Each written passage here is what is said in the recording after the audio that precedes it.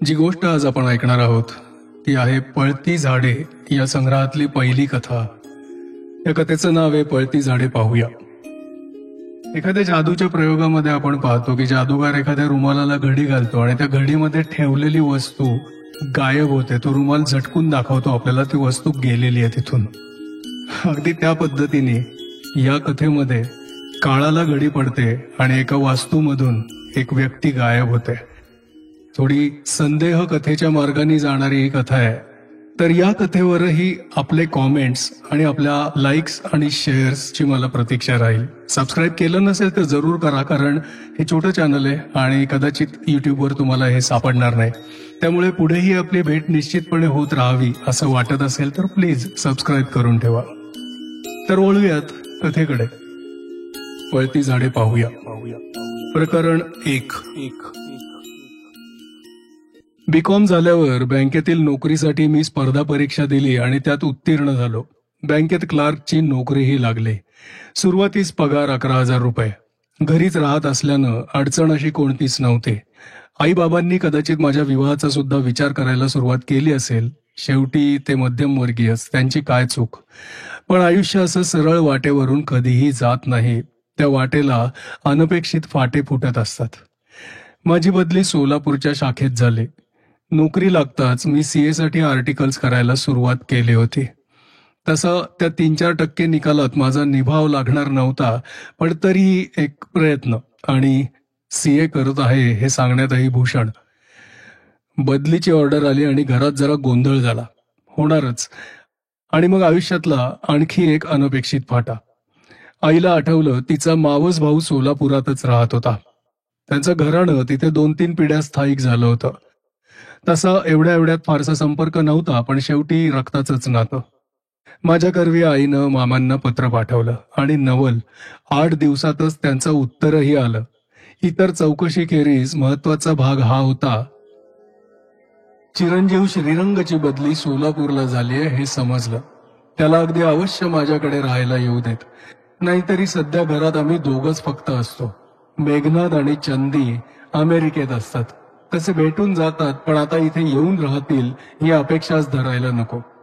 श्रीरंगाच्या येण्यानं आम्हा दोघांना अगदी मनापासून आनंद होईल. जेव्हा मामांकडे जायचं नक्की झालं तेव्हा मग मी आईला त्यांच्या संबंधात माहिती विचारली. आईच्या मावशीच्या यजमानांचं सोलापुरात हार्डवेअरचं दुकान होतं. त्यात त्यांनी खूप पैसा मिळवला होता. शिवाय त्यांच्या वडिलांनी मोठा वाडा बांधला होता.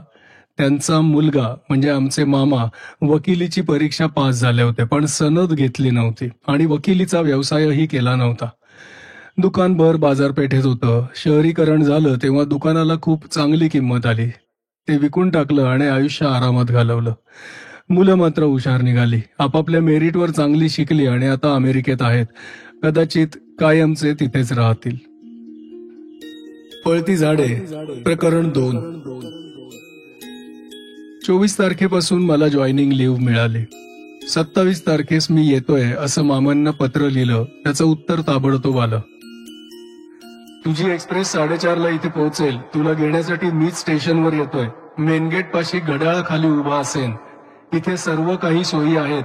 फक्त वापरण्याचे कपडे आणि आवश्यक तेवढंच सामान बरोबर आण. तुझी वाट पाहत आहोत.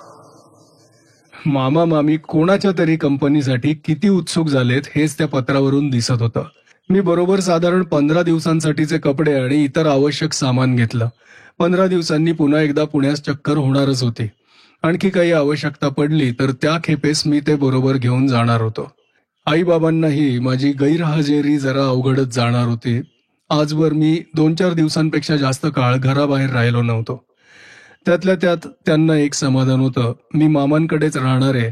लॉजिंग, बोर्डिंग इत्यादी कटकटी माझ्या मागे असणार नव्हत्या. घरगुती वातावरणातच सतत असणं चांगलं का वाईट मला माहित नाही, मात्र संरक्षित आयुष्यामुळे जीवनाचे विविध पैलू आपल्यापासून दूरच राहतात याची जाणीव मनात होती. पण त्यासाठी काही कोणी मुद्दाम त्रयस्थासारखा पडक्या ठिकाणी राहत नाही. मामा मला दूरवरूनच ओळखू आले. त्यांच्या अंगात करड्या रंगाचा मॅनिला होता आणि गडद रंगाची पॅन्ट होती. शरीर यष्टी मध्यम होती, पण दिसत होतं की प्रकृती खणखणीत आहे. त्यांच्याजवळ पोहोचताच मी बॅग खाली ठेवली आणि मामा मी श्रीरंग म्हणत त्यांना वाकून नमस्कार केला. माझ्या खांद्यावर हात ठेवत ते माझ्याकडे निरखून पाहत म्हणाले, आईचं काहीच घेतलेलं नाहीस रे तू. आणि मग चला, गाडी वेळेवर आली, निघूया. स्टेशन बाहेर आल्यावर आम्ही रिक्षातून निघालो. सोलापूर आता चांगलं औद्योगिक केंद्र झालंय. त्याच्या खुणा प्रत्येक फुटावर दिसत होत्या. अर्थात इतर शहरांसारखा काही भाग उत्तम वस्तीचा, चांगला विकसित, तर काही अगदी जुनाट इमारती चाळींचा, हे दृश्य इथेही होतच.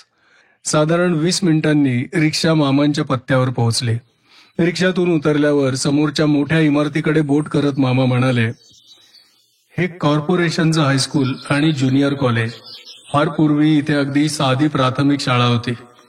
आणि मग शेजारच्या वाड्याकडे बोट करत, आणि हा आमचा वाडा. समोर मोठं लाकडी दार होतं आणि दाराच्या दोन्ही बाजूंना दुकानांच्या ओळी होत्या. त्यातली 1-2 वगळता बाकीची सारी बंदच दिसत होती.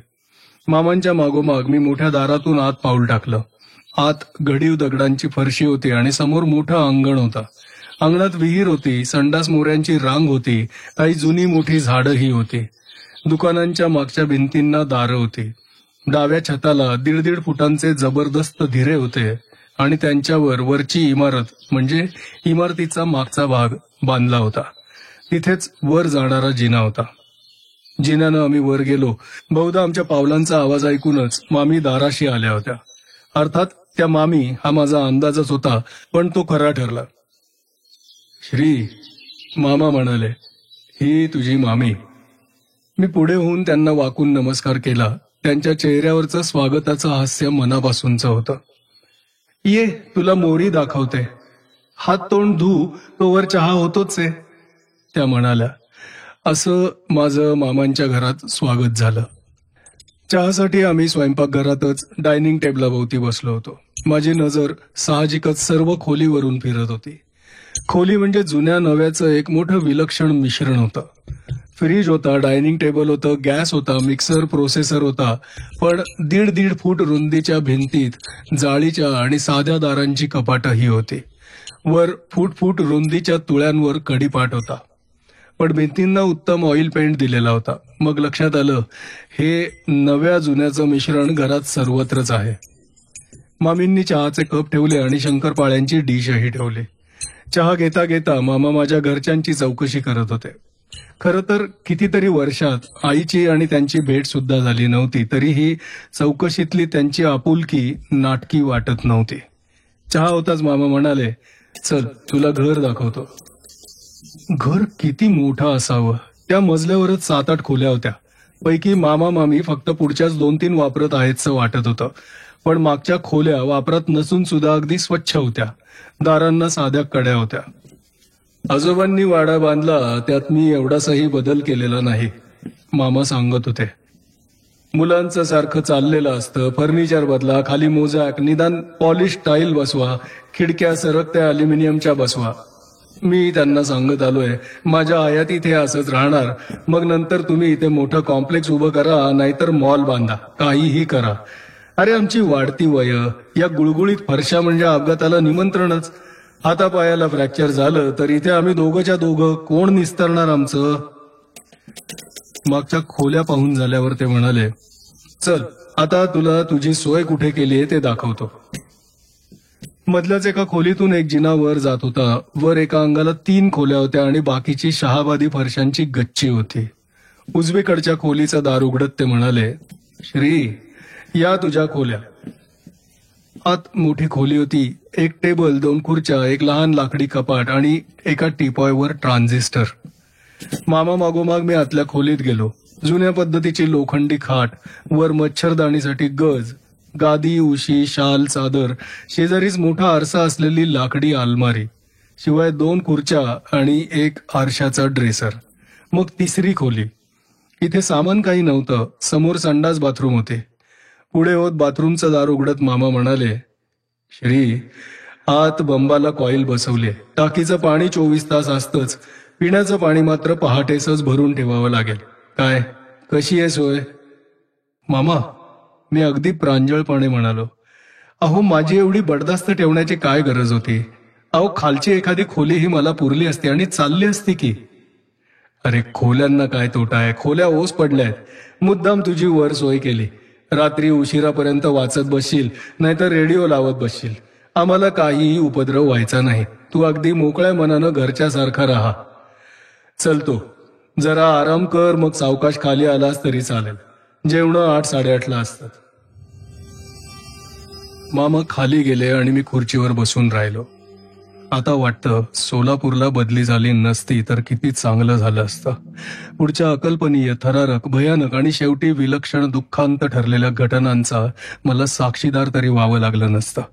मामा मामींसारख्या सज्जन, सुस्वभावी पती पत्नीवर कोसळलेल्या असह्य दुर्धर आपत्तीचा साक्षीदार तरी व्हावं लागलं नसतं. पण नियतीनं हा पण सर्वांच्या आयुष्यात खोचून ठेवलेला असतो ना.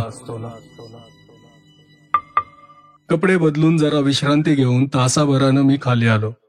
मामा बाहेरच्या खोलीत दिसत नव्हते. त्यांचा संध्याकाळचा रपेट मारण्याचा एखादा कार्यक्रम असेल.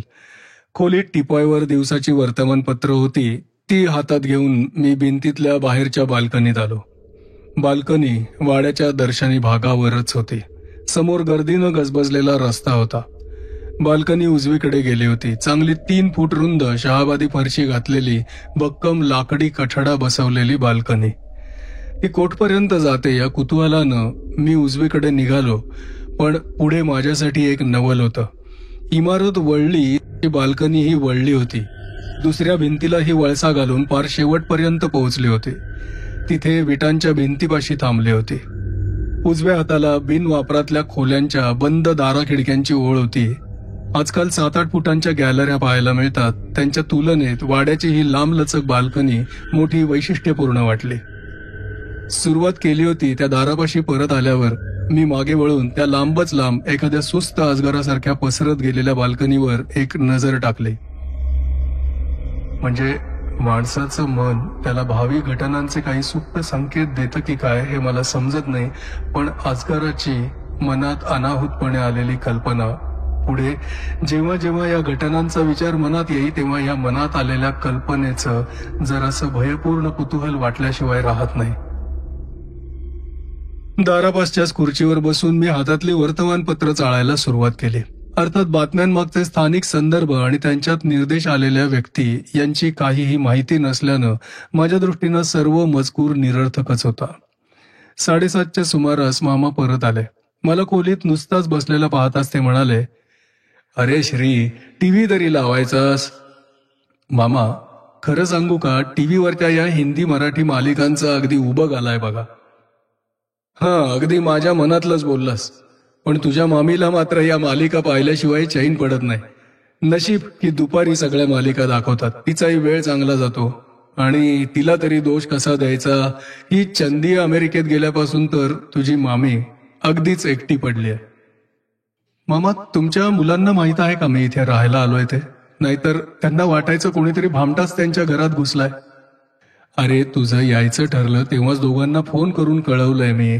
थोरला मेघनाथ मात्र म्हणाला, "बाबा, जरा सांभाळून राहा." पण त्या चंदीला मात्र खरा आनंद झाला.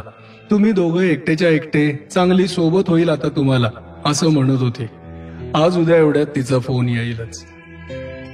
"मामा, त्यांचे फोटो तरी असतील का? मलाही त्यांच्याबद्दल जराशी उत्सुकता आहे."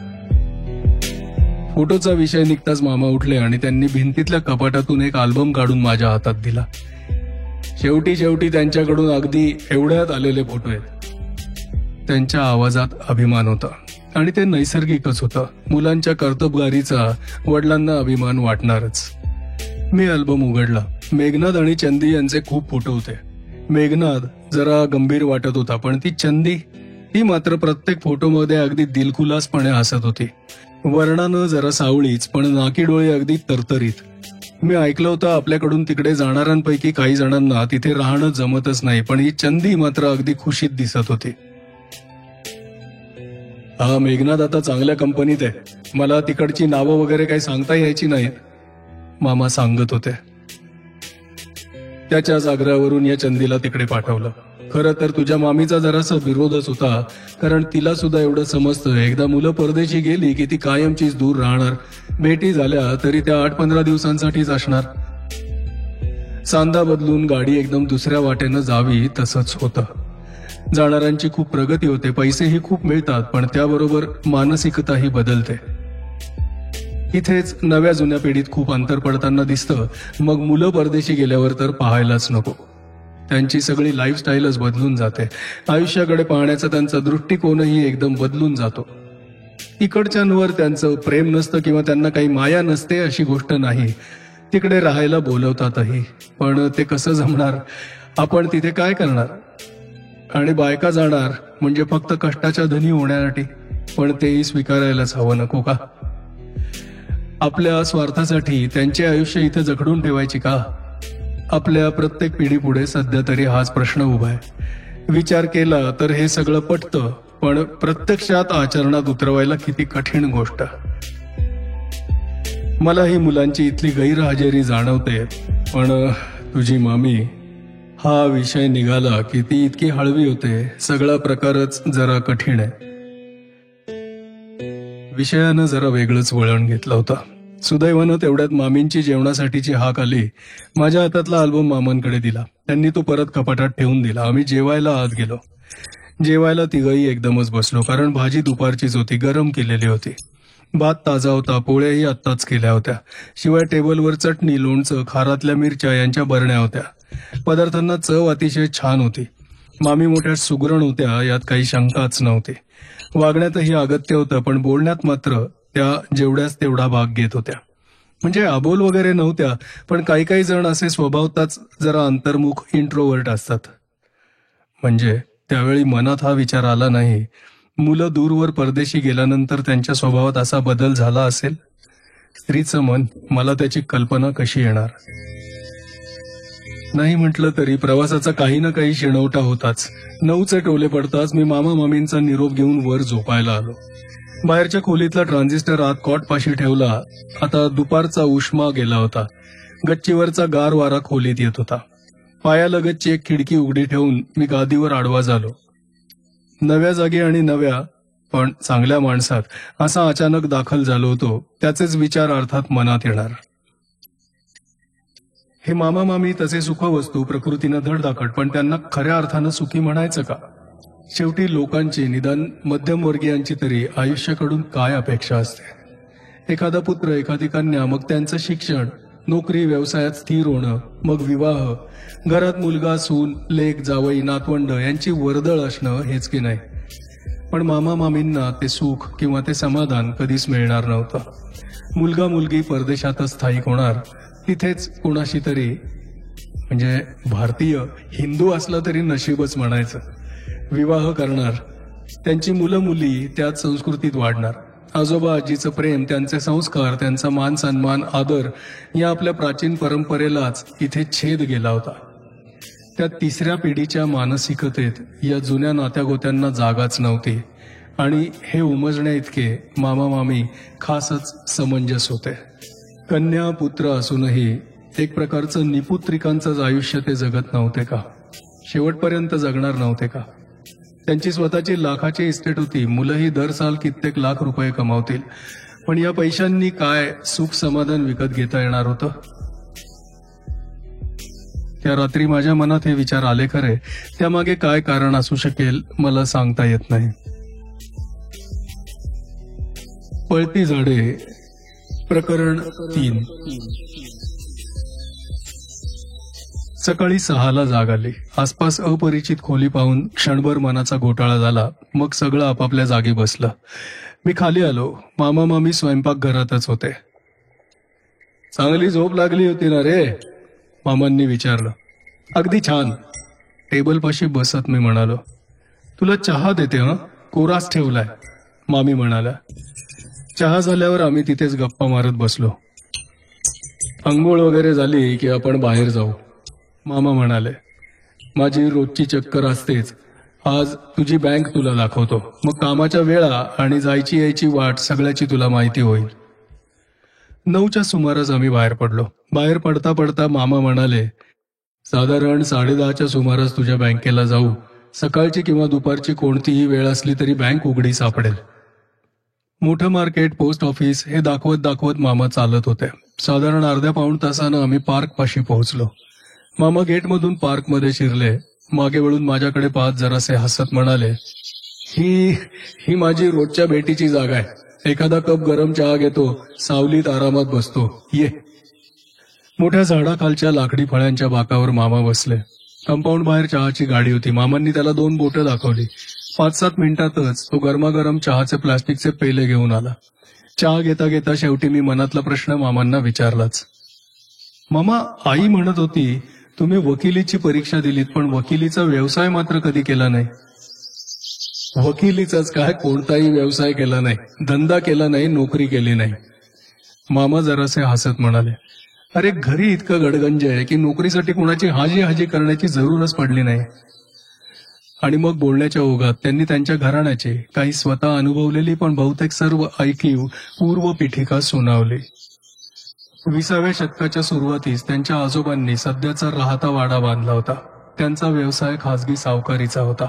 अडीअडचणीत आलेल्यांनी जवळचं किडूक मिडूक गहाण ठेवलं होतं आणि त्यांच्यातल्या बहुतेकांना ते परत सोडवून घेताच आलं नव्हतं. नेहमीचीच शोकांतिका. पण सावकारांची मात्र खूप भरभराट झाली. बाहेरच्यांशी ते किती कंजूसपणे आणि कठोरपणानं वागत असले तरी त्यांचा संसर्ग घरातल्यांना होत नसे. उलट पक्षी ते जवळच्या आणि दूरच्याही नातेवाईकांशी अतिशय अगत्यानं, आपुलकीनं, प्रेमानं वागत असत. घरात सतत माणसांचा वावर असायचा. कधी कधी पंक्तीला 20-20 माणसं सुद्धा असायची.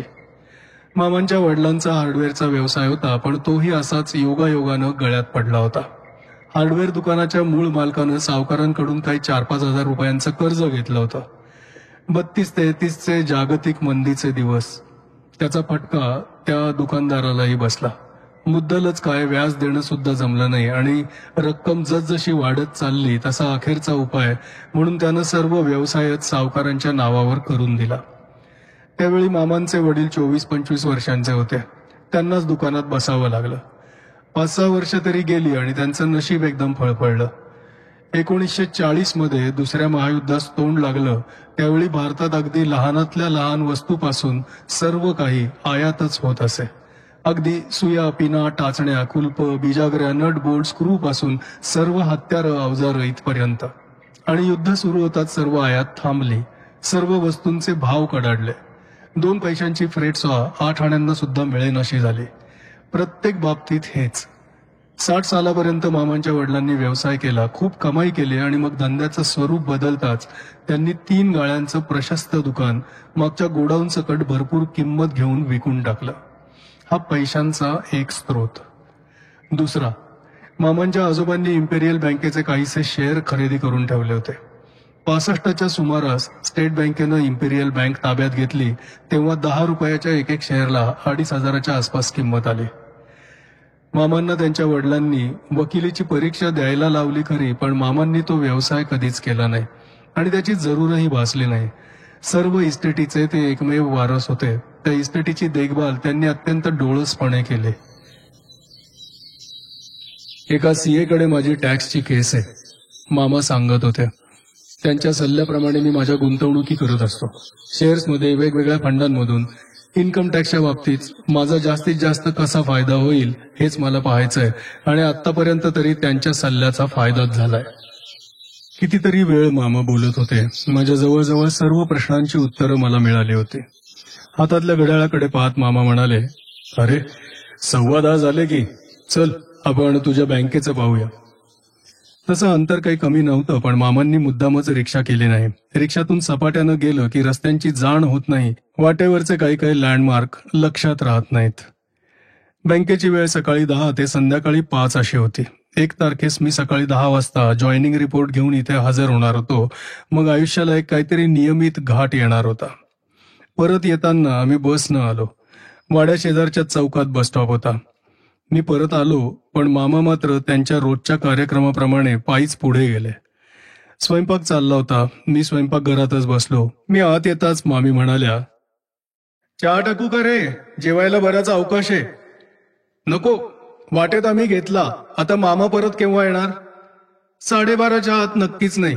सकाळी 9 ते 12:30, संध्याकाळी 5 ते 8 अगदी न चुकता बाहेर जातात. आणि हे अगदी सुरुवातीपासूनच आहे बरं का. मी अगदीच खोदून विचारलं तेव्हा म्हणाले, हे पहा, माझा धंदा, व्यवसाय, दुकान, नोकरी काहीही नाही. 24 तास घरात कसा राहणार? शेवटी तुलाही काही मोकळा वेळ हवाच का नाही? बस मग बोलणंच संपलं नाही का? मामी, बँकेची वेळ 10 ते 5 आहे. पहिल्या दिवशी जरा लवकर जेवण करून जाईन, जमेल का? न जमायला काय झालं? मग तिथे लंच ब्रेक आहे का नाही, घरून सगळेजण डबे आणतात का नाही हे मला समजेलच, मग मलाही डबा घेऊन जाता येईल. तुला जे सोयीचं पडेल तसं कर, माझी काहीही तक्रार नाही. मामी, बाहेरच्या कपाटात फोटोंचे अल्बम आहेत, ते मी घेऊ पाहायला?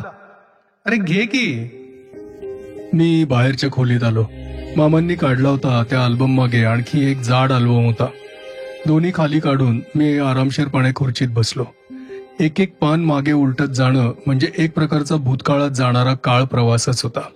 अगदी सुरुवातीस म्हणजे शेवटास मेघनाथ, चंदी, मामा आणि मामी यांचे अगदी अलीकडचे फोटो होते. मग पानं उलटली जाताच वर्षही उलटायला लागले. मग दोघांचे कॉलेजमधले फोटो, मग शाळेतले फोटो, मग लहानपणचे फोटो. त्या फोटोत एक वृद्ध स्त्री आली होती, कदाचित मामांची आई, माझ्या आईची मावशी असेल. त्याआधी मामा मामींच्या लग्नाचे फोटो होते, सर्व प्रसंगांचे फोटो होते आणि त्या अनेक फोटोत मला माझी आई दिसली. प्रत्यक्ष विवाहाच्या क्षणी तर ती मामाच्या मागे तबक लामणदिवा घेऊन करवली म्हणून उभी होती. मामांचे आई वडीलही आता प्रत्येक फोटोत दिसायला लागले. एका फोटोखाली तारीख होती, मार्गशीर्ष 1977. तिथे नवा अल्बम संपला होता. मग मी दुसरा जाड अल्बम उघडला. हाच भूतकाळात प्रवास त्याही अल्बम मध्ये होताच. मामांचे लहानपणचे फोटो, त्यापैकी 1-2 फोटोत दिसलेली मुलगी कदाचित माझी आई असावी. कपड्यातही बदल झाला होता. टी शर्ट जाऊन साधे मॅनिले आले होते, स्त्रियांचे ड्रेस जाऊन साड्या आल्या होत्या. मग मामांच्या आई वडिलांच्या विवाहाचे photo, even photo black and white मध्ये आले होते. 50-51चा काळ असावा. कलर फिल्म अजून आपल्याकडे वापरात आली नव्हती आणि तिथे प्रथम मला मामांचे आजोबा दिसले. या दांडेकर घराण्याला ऊर्जितावस्था आणणारे. अंगात लांब काळा कोट, वर फेटा, खांद्यावर उपरणं, झुपकेदार मिशा, करारी नजर. एक फोटो दांडेकर हार्डवेअर स्टोअरचा होता. 3 गाळ्यांचं दुकान. बाहेरच्या बाजूस हुकला जाड पातळ तारांची वेटोळी, लहान मोठ्या साखळ्या लटकत होत्या. दाराच्या आतच सिमेंटच्या गोण्या, घमेली, फावडी दिसत होती. आत खिळे, चुका, नट, बोल्ट, बिजागऱ्या, हुक, कड्या, कोयंडे, गज, कुदळी, पहारी असं पारंपरिक हार्डवेअर असेल. एका फळीवर पाण्याचे लहान मोठ्या साईजचे नळ आडवे लावलेले होते. एखाद्या अॅमेच्युअरनं हातात कॅमेरा धरून काढलेला हा शेवटचा फोटो होता. त्या आधीचे सारे स्टुडिओत किंवा व्यावसायिक फोटोग्राफरनं काढलेले सेपिया टोनचे फोटो होते. सध्याच्या वाड्याचा दर्शनी भाग ओळखू येत होता. फोटो होते ते लहान मोठ्या कार्यांचे होते, कधी मुंजीचे, कधी मंगळागौरीचे. अनेक ग्रुप फोटो होते.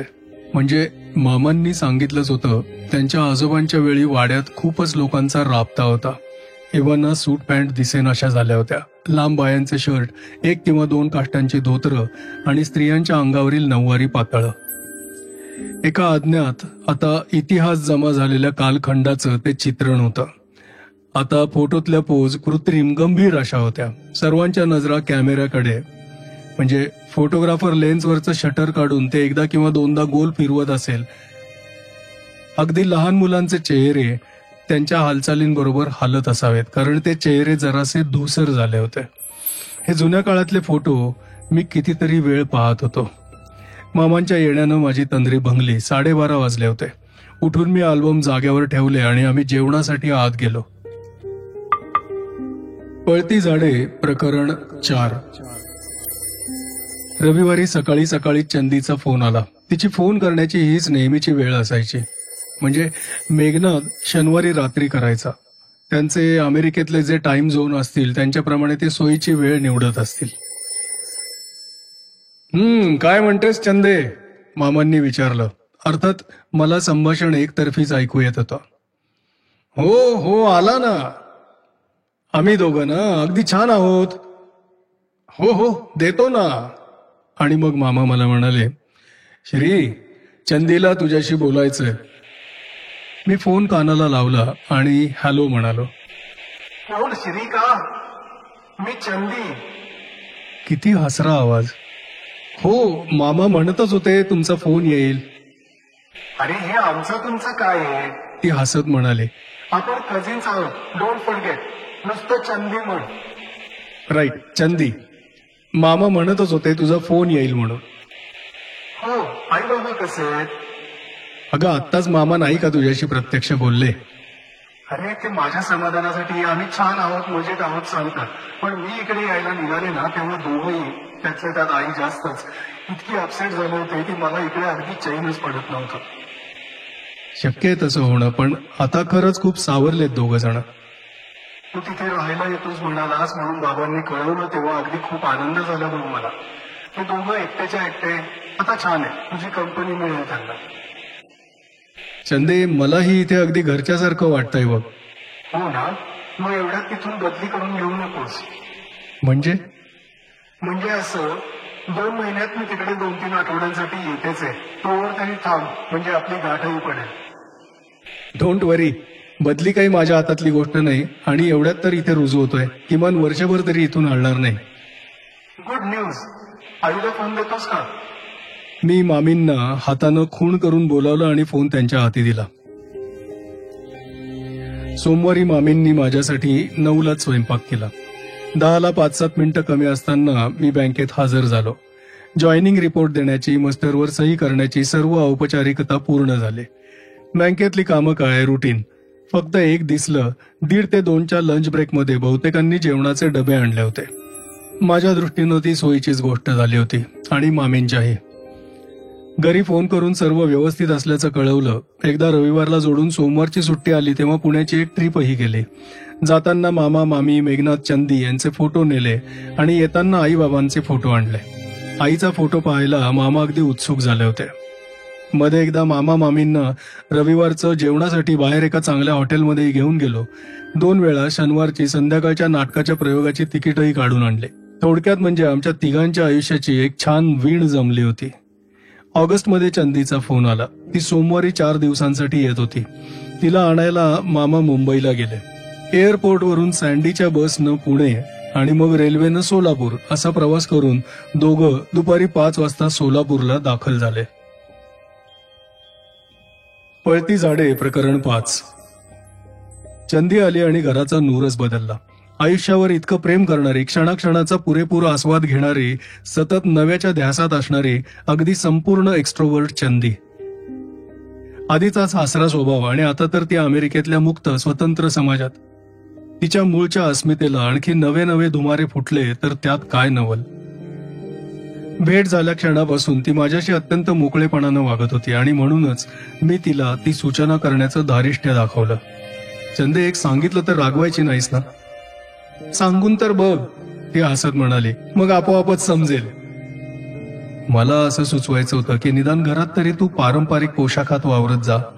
मामी जराशा जुन्या विचारांच्या आहेत, पण तुला प्रत्यक्ष काही सांगण्याची त्यांची हिंमतच व्हायची नाही. पारंपरिक वेश म्हणजे काय रे? आपली नेहमीची 5 वारी साडी आणि ब्लाऊज. निदान एकदा तरी तसे कपडे कर. मामींची कळी कशी खुलेल ते पाहशीलच. चंदी गंभीर झाली होती. श्री, त्यांच्या मूड्सना तू इतकं जपतोस? त्यात काय गैर आहे? इथे मामा मामींनी मला अगदी आईवडिलांसारखी माया दिली आणि आणखीन एक आहे, मेघनाथ आणि तू परदेशी गेल्यापासून त्या अगदी विलक्षण हळव्या झालेल्या आहेत. मी म्हणतो आठवडाभराचा तर प्रश्न आहे, तेवढं त्यांच्यासाठी तुला करता येण्यासारखं नाही का? श्री, तुझी सूचना मी आउट ऑफ हँड नाकारणार नाही. तुझा हेतू चांगला आहे अँड यू आर ऑनेस्ट. मी पाहते. पण संध्याकाळी ती साडीत समोर आली तेव्हा मामी तर तिच्याकडे पाहतच राहिल्या. माझ्याकडे एक नजर टाकत चंदानं डोळे मिचकावले. खालच्या मजल्यावरच्या रिकाम्या 3 खोल्या चंदी वापरत होती. तिच्या अनेक मैत्रिणी होत्या. त्यांचा तिच्याभोवती गराडा पडलेला असायचा. मीही दिवसभर माझ्या कामात अडकलेला. रात्रीच्या जेवणाच्या वेळीच आमची गाठ पडायची. 3-4 दिवसानंतर माझ्या लक्षात आलं की चंदी काहीतरी कारणानं व्यग्र झालेली आहे, डिस्टर्ब झालेली आहे. अर्थात प्रत्येकाचे काही व्यक्तिगत प्रश्न असतातच. सर्वजण सदा सर्व काळ सुखी समाधानी असू शकत नाहीत. त्या संध्याकाळी जेवण संपत आल्यावर चंदी अचानकपणे म्हणाली, श्री, मी येताना खूप नवीन पिक्चरच्या DVD आणल्यात. आई, बाबा, तुम्हाला इंग्लिश चित्रपटात काही स्वारस्य नाही मला माहितीये. श्री आणि मी माझ्या लॅपटॉपवर त्या DVD पाहू का? अगं खुशाल पहा की, त्यात अगदी एवढं विचारण्यासारखं काय आहे? नाही तसं नाही, दिवसभर त्याला वेळ नसतो आणि 9-9:30 पर्यंत घरच्या टीव्हीवर तुम्ही दोघं सिरियल पाहत असता. चंदे, सरळ सरळ काय ते सांग बरं. मामा शेवटी म्हणाले, आपल्या मधल्या खोलीत आम्ही बसलो तर चालेल का? मधल्या खोलीत बसा, नाहीतर अंगणात बसा, नाहीतर गच्चीवर बसा. आम्हाला ते सिनेमे आवडत नाही हे मात्र खरंय. फक्त श्रीलाच विचार, त्याला रात्री उशिरापर्यंत जागं राहणं जमणार आहे का नाही ते. श्री, चंदीनं माझ्याकडे वळून विचारलं. मी काही मूर्ख नाही. तेव्हा ना माझ्या ध्यानात आलं होतं की DVD पाहणं ही केवळ एक सबब आहे. चंदीच्या मनात काहीतरी वेगळंच आहे. हे पहा, ती म्हणते ना, मी पाहतो. मी हसत म्हणालो. पेंगायला लागलो तर ती समजेल काय समजायचं ते. 8:30च्या सुमारास आम्ही दोघं त्या मधल्या खोलीत आलो होतो. चंदीनं लॅपटॉपवर DVD सुरू केला होता, पण अर्थात आमचं दोघांचंही तिकडे खरं लक्ष नव्हतं. हालणारी चित्र आणि आवाजाची गुणगुण. चंदे, मी बोलायला लागलो, पण एक हात वर करून तिनं मला गप्प केलं. जरा थांब श्री, तुला एवढ्यातच मी काहीतरी दाखवणार आहे. म्हणजे दिसलं तर. काय दाखवणार आहेस? काय दिसलं तर? मला तर काही समजतच नाही. मलाही समजत नाही ना, म्हणून तर तुला इथे आणलंय. पण काही न बोलता तिनं फक्त हात वर केला. आम्ही दोघं लॅपटॉपच्या पडद्याकडे पाहत बसून राहिलो. बरोबर 9 वाजता चंदी उठली आणि मला म्हणाली, चल. काहीच न बोलता मी तिच्या मागोमाग खोलीतून बाहेरच्या बाल्कनीत गेलो. ती उजवीकडे वळली आणि बाल्कनी जिथून वळून मागे जात होती त्या वळणावर उभी राहिली. मी काही बोलणार तेवढ्यात तोंडावर बोट ठेवून तीच म्हणाली, श्श, फक्त पहा. जर काही झालं तर फक्त पहा. ती विलक्षण गंभीर झाली होती. कोणत्या तरी ताणाखाली होती आणि तिचा मूड संसर्गजन्य होता. आम्ही उभे होतो. ती जागा जराशा अंधारातच होती आणि बाल्कनीचा पुढचा भाग तर आणखी अंधारलेला होता. तिकडे चंदी एकटक पाहत होती आणि मग एकदम तिनं माझा डावा हात घट्ट धरला. ते पहा, ती अगदी हलक्या आवाजात म्हणाली, पण तिनं मला सांगायची जरूरच नव्हती. मलाही ते दिसत होतं. ते किंवा तो. बाल्कनीच्या त्या टोकाकडून तो आमच्या दिशेनं येत होता. मान किंचित खाली वळलेली, दोन्ही हात मागे गेलेले. जसजसा तो जवळ यायला लागला तसतशी त्याच्यात स्पष्टता यायला लागली. अंगात बाहीचा पांढरा शर्ट, खाली 2 काचांचं धोतर. पावलं सावकाश सावकाश पडत होती. आम्ही कठड्याला अगदी खेटून उभे होतो. आमच्या समोरून फुटभरावरूनच तो गेला, पण त्याला आमच्या अस्तित्वाची काही जाणही नसावीशी वाटत होती. बाल्कनीतून सरळ चालत चालत तो अगदी शेवटपर्यंत गेला. जरासा थांबला, मग वळला आणि परत आमच्या दिशेनं चालत यायला लागला. तीच ती विचारमग्न अवस्था. पण आता त्याच्यावर चांगला प्रकाश पडत होता. त्याचा किंचित उभट चेहरा, गौरवर्ण, मागे वळवलेले केस, मोठं कपाळ, किंचित पातळ नाक, जराशी अरुंद जिवणी, सगळं अगदी स्पष्ट दिसत होतं. आमच्या दोघांवरून, म्हणजे आमची यत्किंचितही दखल न घेता तो परत पुढे गेला, वळला आणि बाल्कनीच्या त्या अंधारलेल्या भागातून चालत राहिला. आणि मध्येच एकदम दिसेनासा झाला. एखाद्या निशब्द स्फोटासारखा क्षण. आवाज झाला नव्हता, लखलखाट झाला नव्हता, तरीही शरीराला केवढा मोठा धक्का बसला होता. पाहिलंस श्री? हो, पाहिलं. हेच दाखवायचं होतं तुला. पण चंदे, हा काय प्रकार आहे? मी कसं सांगू? मलाच काही समजत नाही. चल आत जाऊ, मला तर थंडीच वाजायला लागली आहे. माझ्याही शरीरावर शहारे आले होते. जे काही दिसलं होतं त्यातला अनैसर्गिकपणा अंगावर काटा आणणारच होता. आम्ही दोघं आत आलो. मागं मी दार बंद करून त्याला कडी घातली. काल आणि परवा दोन्ही रात्री याच वेळेस मला तो दिसला. चंदी खुर्चीत बसता बसता म्हणाली, 11, 11:30च्या आधी मी कधीच झोपत नाही. इथेच खिडकीपाशी काहीतरी वाचत होते. एकदम समोर हालचाल दिसली. पुस्तक खाली घेऊन खिडकी बाहेर पाहत बसले. परत बाहेर कोणीतरी दिसलं. तशीच घाईघाईनं बाहेर आले. बाल्कनीत कोणीतरी उजवीकडे वळताना दिसलं. तिकडच्या बाजूस जरा अंधारच आहे नाही का? तिकडे पाहायला जाण्याआधी जरा वेळ घुटमळलेच. मग स्वतःचा असा राग आला. माझ्या स्वतःच्या घरात अशी घाबरून बसणार. तशीच घाईघाईनं पुढे जाऊन पाहिलं तर बाल्कनी रिकामी. अगदी पुढे जाऊन खाली वाकून पाहिलं. अर्थात खाली कोणीच नव्हतं.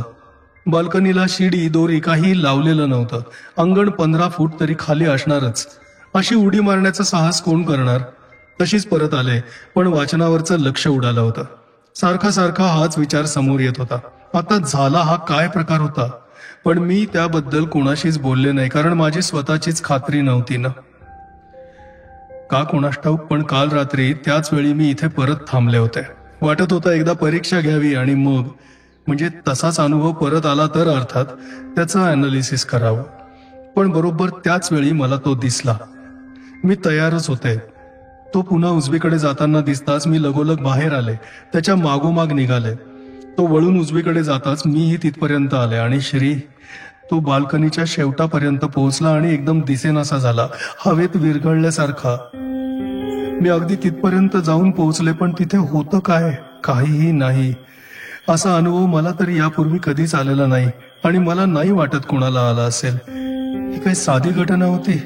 तुम्ही तुमच्या डोळ्यांनी एखादा माणूस पाहत असता आणि तो तुमच्या डोळ्यांदेखत गडप होतो, याला काय स्पष्टीकरण देणार? अगदी ठरवलं होतं पुन्हा दिसला तर अनालिसिस करायचं, पण त्यातली काय माहिती होती? आणि आज परत तिसऱ्या खेपेस? मी म्हणालो. हो, तिसऱ्या खेपेस. कारण माझ्यावर स्वतःवरच 100% भरोसा राहिला नव्हता. खरं का खोटं समजत नव्हतं. तेव्हा ठरवलं आणखी कोणाला तरी हे दाखवायलाच हवं. आणखी कोणाला दिसलं तर निदान त्याला बाह्यसृष्टीत तरी सत्यता येईल. तो माझा एकटीचा सब्जेक्टिव्ह अनुभव राहणार नाही. आता स्वतःच तू ते पाहिलंयस, आता काय? अशा घटनेला काही रॅशनल तर्कशुद्ध असं स्पष्टीकरणच असू शकत नाही, नाही का? मी म्हणालो. पण असा अनुभव आलेले आपणच काही पाहिले नाही श्री. म्हणजे असं काल रात्री जेव्हा मला त्यातला अनैसर्गिकपणा जाणवला तेव्हाच मनाशी ठरवलं आपल्याला आणखी माहिती हवी आहे. पण ती कशी मिळणार? अरे इंटरनेट, सगळ्यात सोपी गोष्ट. जगातल्या सर्व ज्ञानाचं भांडार तुमच्यासाठी खुलं आहे एका क्लिकवर. एक क्लिक की भांडार खोललंच. चंदे, कॉम्प्युटरच्या बाबतीत मी अगदी अडाणी बघ. अरे ही सर्च इंजिन, कितीतरी साईट उपलब्ध आहेत. घोस्ट, हॉन्टिंग, रेव्हेनंट्स, व्हिजिटेशन्स, अपीरियन्सेस, सगळे असलेच प्रकार. मग काय, तेच तर सांगतेय. अनेकांना असे चमत्कारिक अनुभव आलेले आहेत आणि अनेकांनी आपापल्या परीनं त्यांच्या स्पष्टीकरणाचे प्रयत्नही केलेत. थांब. चंदी उठून आतल्या खोलीत गेली आणि एक लहानशी वही घेऊन बाहेर आली.